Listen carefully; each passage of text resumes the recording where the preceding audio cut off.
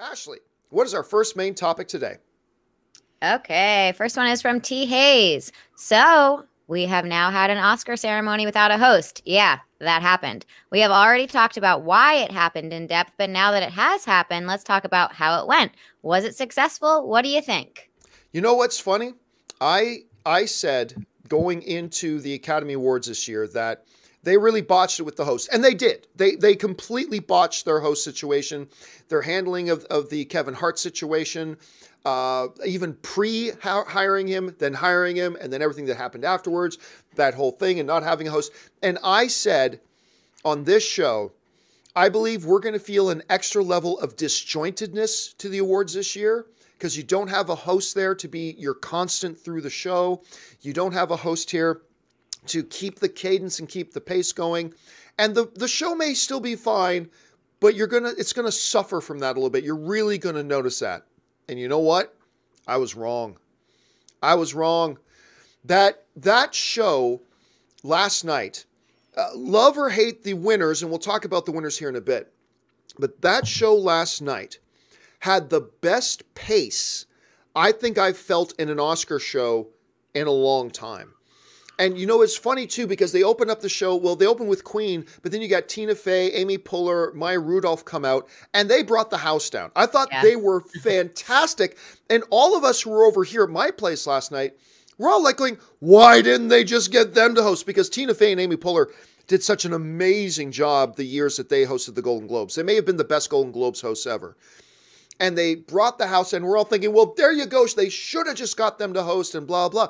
But then as the show went on and we started getting that sense of pace, they focused this show more on the awards than they ever have in the last 20 years. There was so much less frivolous stuff. They didn't have, I still think they should take out the best song performances. I still think they should take those out. But in years past, on top of the song performances, they also had extra song and dance numbers. Now we're going to celebrate this, and now we're going to celebrate that. And there was none of that. It was, here's our presenter for this category, and your nominees are, and the winner is acceptance speech, move on to the next category. And it gave the whole show a pace and a cadence that even though it still clocked in at about 3.5 hours, it never to me felt like it dragged. It never felt like it dragged. So while I was sitting here saying, guys, not having a host this year is going to hurt the show, it's going to hurt the show, I was wrong. I was wrong. It was great. Now, I'm not saying they should never have a host again.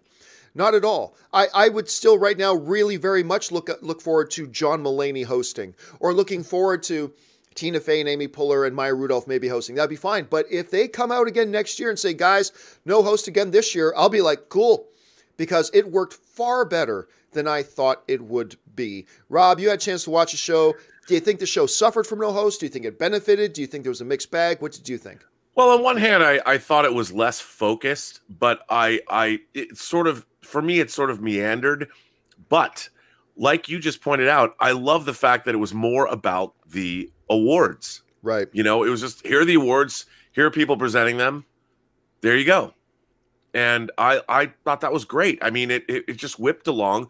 The commercials were more annoying than ever because they were the things that really cut into the pace. You know, they had this good pace going. And then it seemed like the songs were interminably long because they also, it's like, why are we spending, when you have, look, I get it because they want it to be a variety show, but the songs get an inordinate amount of attention when you do that. Preach. And it's like, why are we listening to these songs right now when I want to move down the awards and I want to see people and I want to see what they have to say? And the songs seem really more so than I've ever felt superfluous this year. You know, and I've said this before, I will say it again. You say what is important to you and what is most important by what you spend most of your time on. They spent 5 times as much time on the best song category on this show than they did on best director. Yeah. And I'm sorry. Now, I'm not going to deny, though, that one of the highlights of the show for me was the performance of Lady Gaga and Bradley Cooper singing Shout. No doubt. That was a great moment. It was absolutely a great moment. I want to take nothing away from that. Even I really, really enjoyed it. You know, Bradley Cooper, for a guy who's not a singer, sings pretty well. They both enjoyed it too, obviously. It's pretty steamy. Yeah, yes, and hey, listen, I'm starting to think this Gaga chick's got some. She might have a little bit of talent.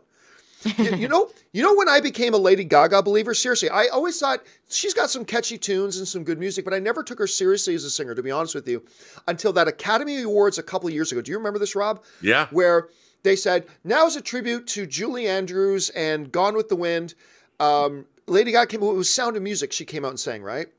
Sound of Music. And I was sitting there at home when that was happening going, oh God, really?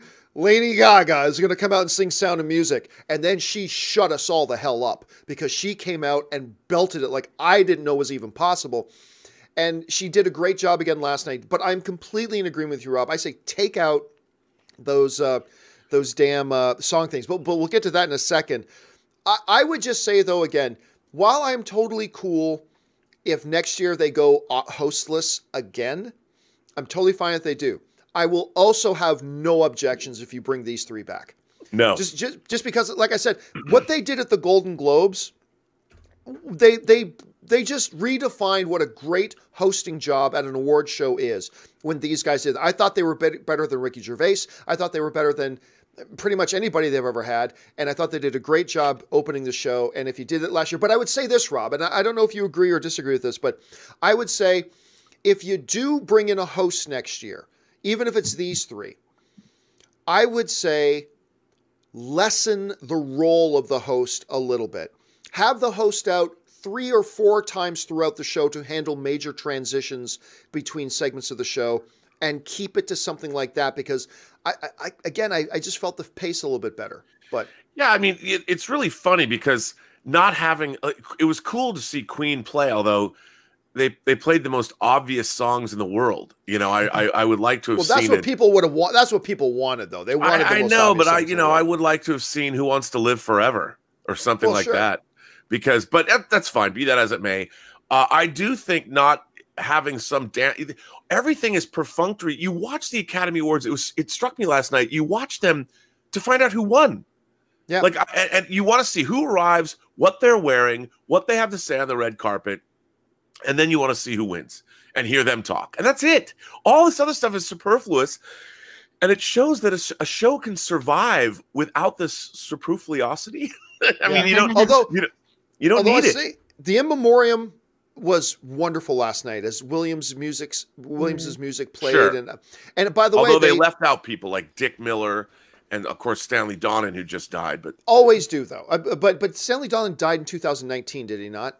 He died this weekend. Yeah, so he wouldn't be in until next year's. If they remember, they've done that before. Remember, like it's basically remembering the people. But they did Stan Lee, which I thought was good.